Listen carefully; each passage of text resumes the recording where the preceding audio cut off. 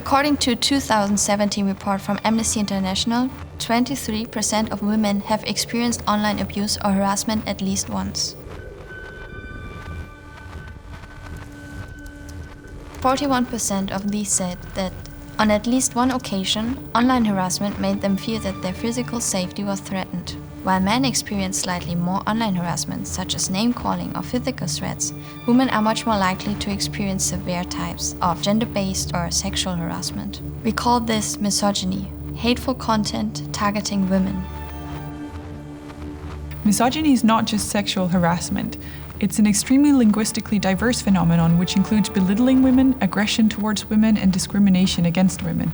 Human moderators of online abuse have shown to develop severe anxiety and even PTSD when they are exposed to hateful language for hours and hours every day. So we need automatic systems for detecting and moderating abusive language online.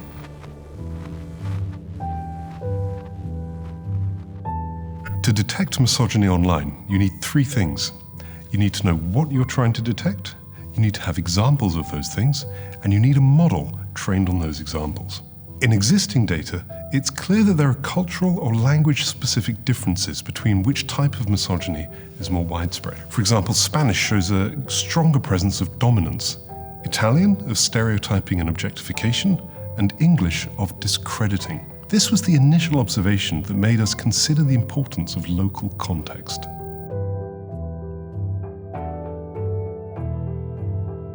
We created a taxonomy for misogyny, a labeling scheme to define different types of misogyny in the data. During the research of the Danish context specifically, we became aware of the term neo-sexism, the belief that women have already achieved equality and that discrimination of women does not exist. Neo-sexism is seen in cases where people deny the existence of discrimination or use strawman arguments to avoid the topic.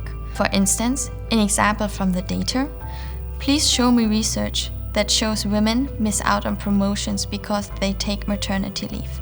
Or, classic, if a woman has a problem, society is to blame. If a man has a problem, it is his own fault. Sexism thrives among feminists.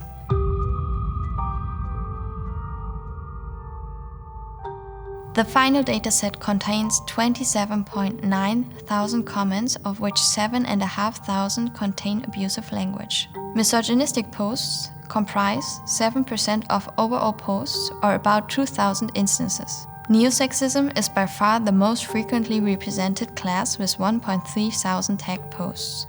This indicates that the most prevalent misogynistic strategy in the sampled online discourse is to deny the existence of anti-female sexism or bias.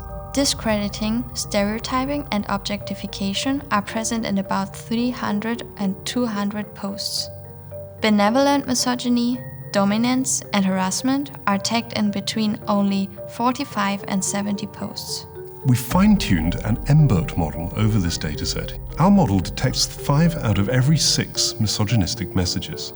The model can also correctly identify the type of misogyny, such as stereotyping or harassment, 79% of the time. This is a great state-of-the-art result for detecting abusive content.